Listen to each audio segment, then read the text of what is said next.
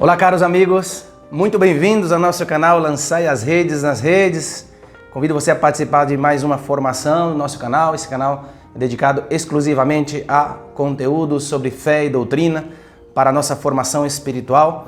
Nós vamos falar hoje sobre conselhos práticos para o sacramento da confissão, ou seja, umas dicas para você fazer uma boa experiência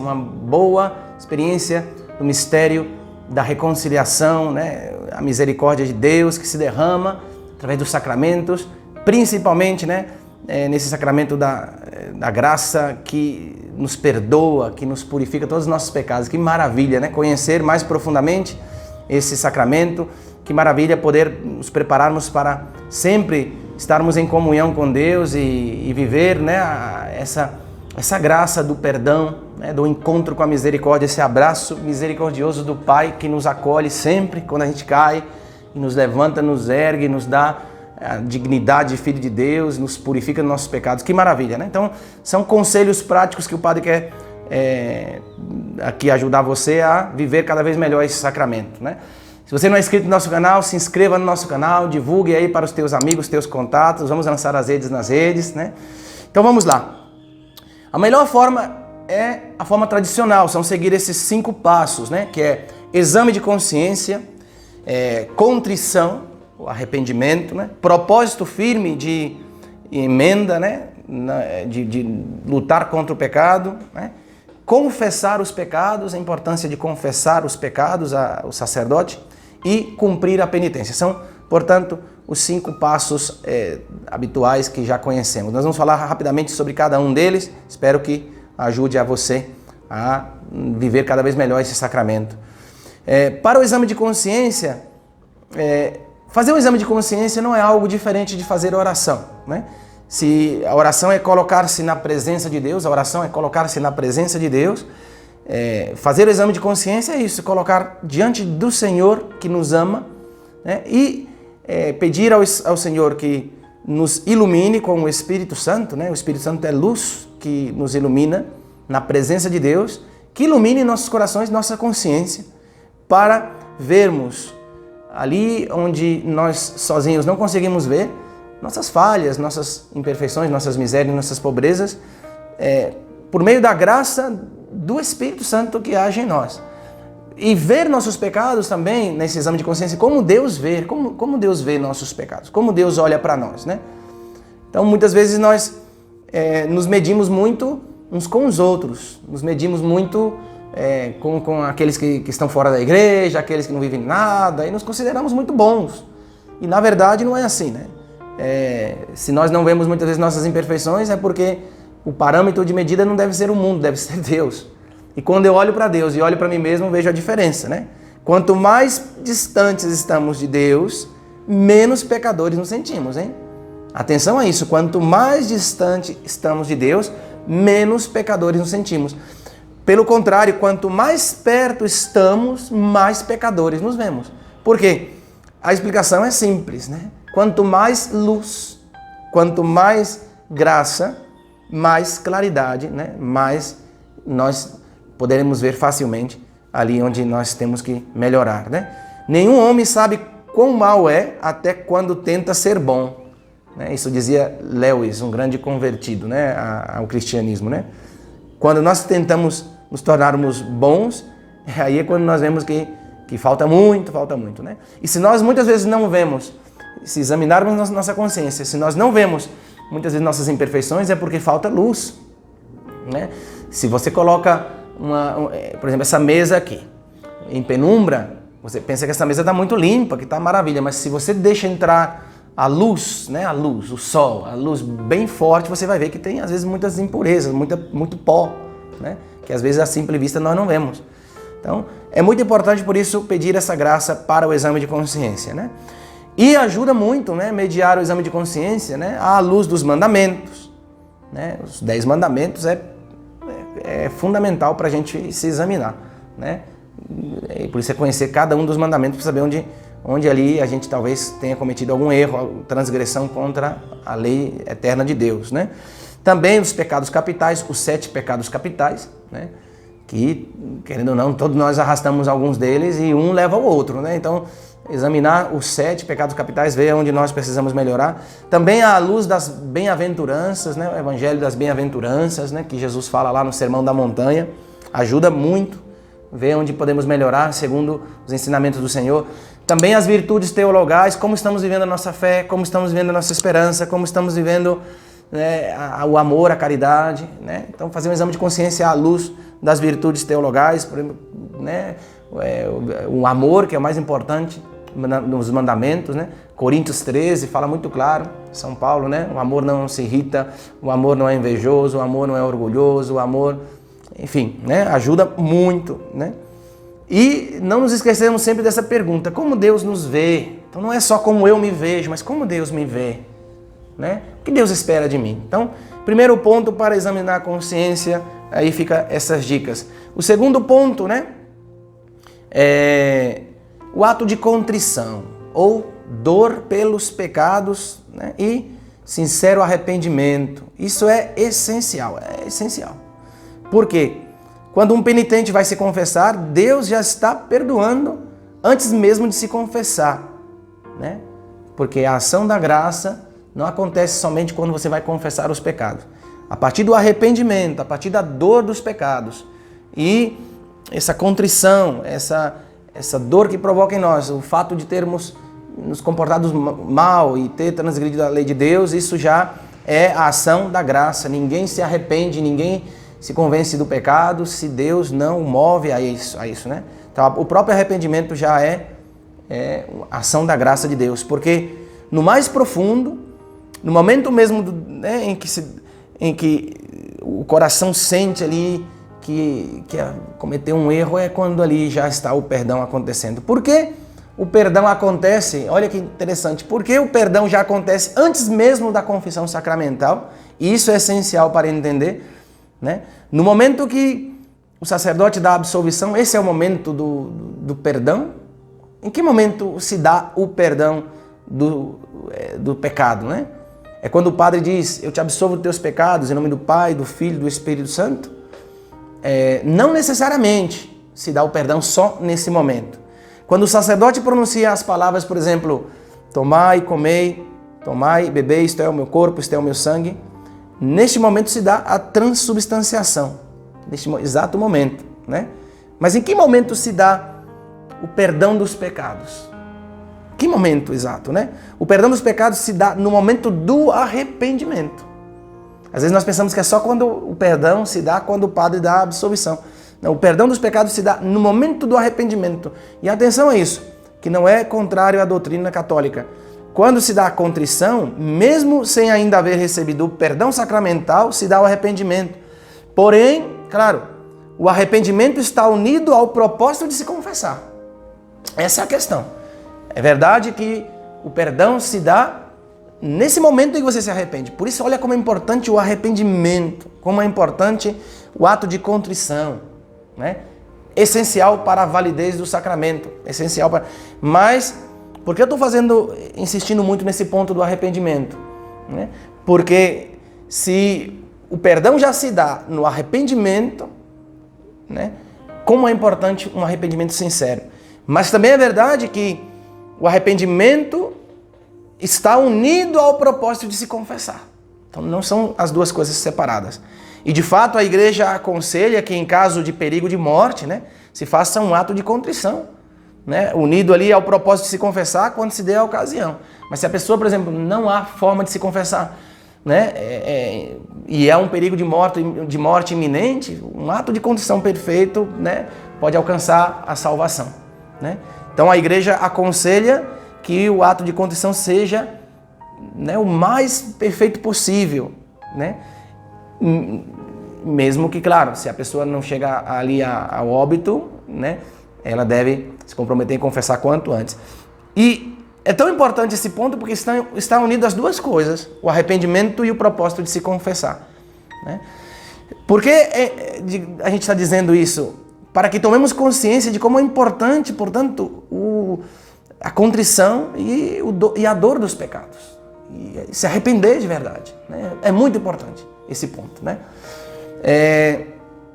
Porque o ato de contrição perfeito, né, vai unido essas duas realidades, esse amor a Deus, esse amor que nos, né, de ter ofendido a um Deus tão bom, a dor dos pecados, né, que ao mesmo tempo de nos dói ter ofendido a Deus, nos dói, né, esse pecado, né, e portanto são como duas faces de uma mesma moeda, não se pode dissociar, né?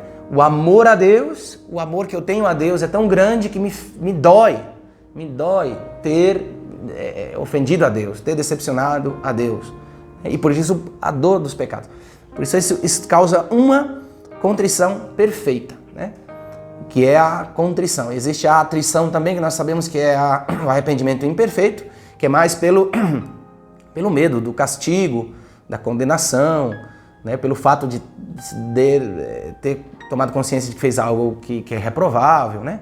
Mas a contrição perfeita é movida sempre pelo amor, o amor a Deus, o amor ter ofendido a um Deus tão bom, que é nosso Pai e que nos ama, e essa dor, né, sincera pelos pecados cometidos, né? Terceiro ponto importantíssimo, propósito de emenda, né? Propósito de não voltar a cometer os pecados, né? Ninguém tem absoluta certeza de que nunca vai cair de novo, isso é verdade, nunca vai tropeçar de novo, ninguém tem essa certeza de forma absoluta, né?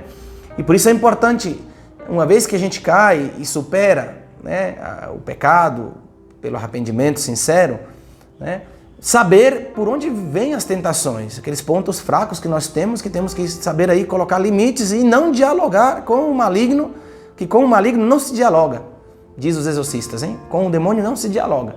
E portanto, né, a gente aprende dos erros. O problema não é tropeçar, o problema é a gente se apegar à pedra que a gente tropeçou, né? A gente fica apegado ao pecado. Então não dialogar mais, não dar brecha ao maligno, né?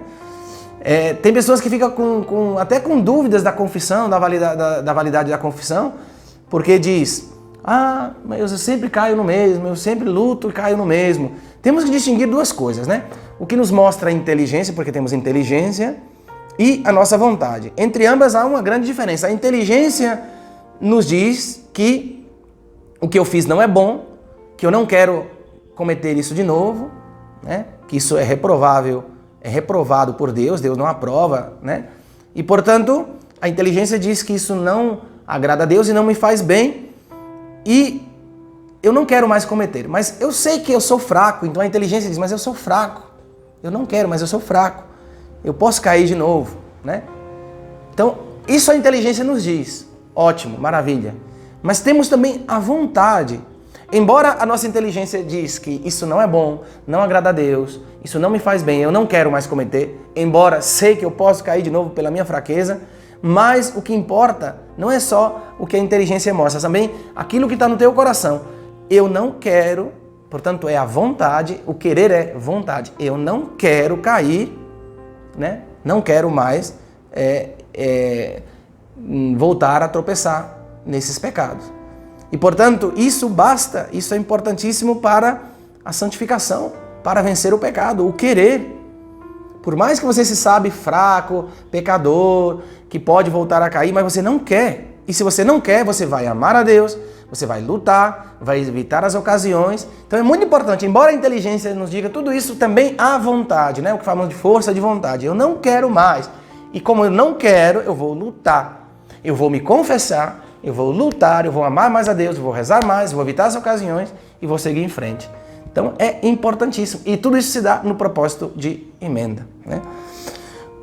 Quarto ponto importantíssimo, confessar os pecados, né? Na hora da confissão, não basta só dizer, olha, eu sou pecador, padre, sabe, né? Todos nós pecamos. Tem gente que às vezes é tão genérico, sim, eu sou pecador. Mas em que você pecou? O que você considera que, à luz dos mandamentos, à luz dos pecados capitais, à luz das bem-aventuranças, né, das virtudes de fé, esperança e caridade, em que você falhou, que você, né, Deus te mostrou no exame de consciência? Aí você tem que ser concreto, concretizar, dizer, ó, isso, né? Não é dizer só, eu sou pecador. Todo mundo é pecador. Só Deus é santo, mas é Deus que quer nos santificar. E, portanto, na hora de confessar os pecados, é importante fazer esse exame de consciência e, né, como diz um ditado popular espanhol, poner nome a los bois, não? Então, colocar nome aos bois. Então, colocar isso se chama luxúria, se chama inveja, avareza, preguiça, né? E dizer, pequei disso, disso, isso. Importantíssimo confessar os pecados, né? De maneira concreta, né? Caí no pecado né, da mentira, mas como foi que você mentiu? Caí no pecado contra o 6º mandamento, contra o 9º mandamento. Tem que falar de que maneira você pecou no 6º mandamento, né? Enfim.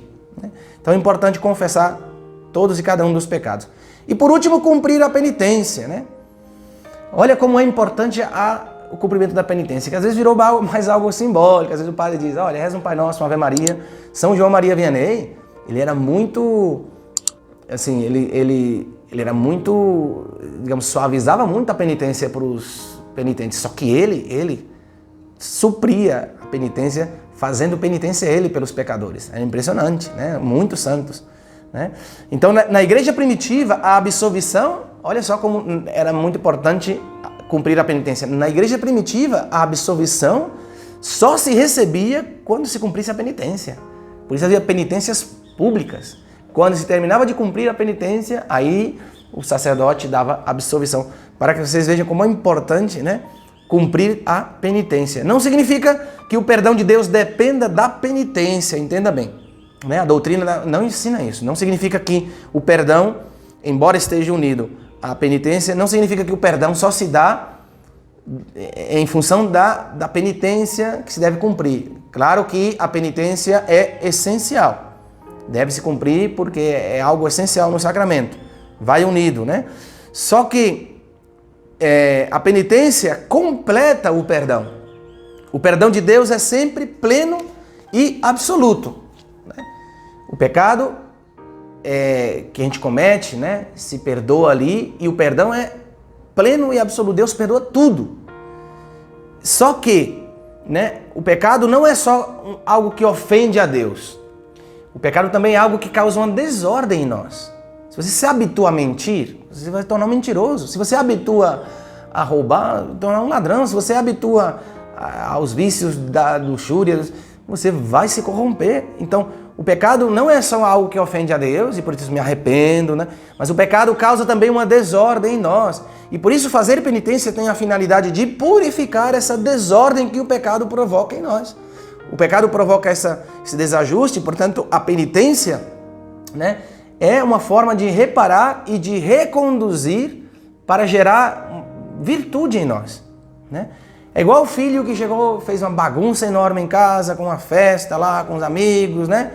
Quando a mãe chega e vê aquele desastre, ele fala, meu filho, o que você fez? Aí ele se arrepende da bagunça que fez, só que ele tem que organizar a bagunça.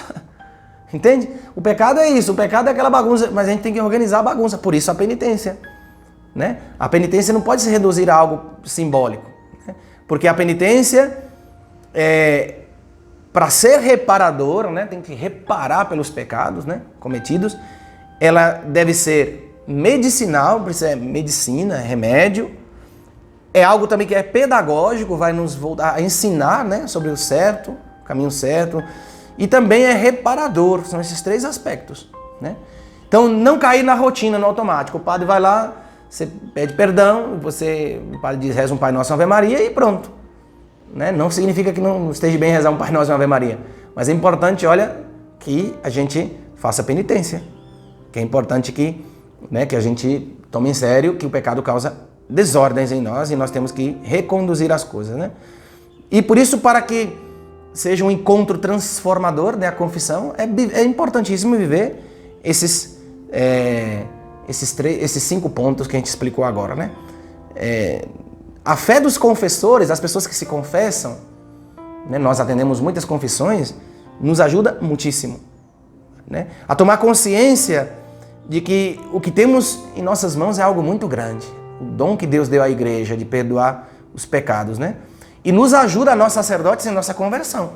A fé dos fiéis nos ajuda na nossa conversão. Atender pessoas que realmente têm essa sensibilidade espiritual para confessar, para lutar, né? E reparar e tentar recomeçar de novo, e se levanta e luta. Isso para nós é um estímulo muito grande, um testemunho muito grande e nos motiva a sermos melhores também, nós sacerdotes, né? Então fica aqui essas dicas para você fazer uma boa experiência na confissão, exame de consciência, contrição e arrependimento, né?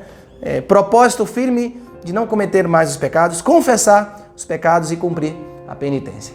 Até aqui essa formação sobre dicas práticas sobre o sacramento da confissão. Se você gostou desse vídeo, divulgue aí para seus amigos, seus familiares, seus conhecidos, divulgue nosso canal também, se inscreva, você que participou dessa formação, não é inscrito, se inscreva no nosso canal também. Espero que te ajude essas formações, é um canal dedicado principalmente à doutrina e formação. Esperamos que ajude a você na tua fé, no conhecimento da doutrina da igreja. Deus abençoe você, até a próxima, se Deus quiser.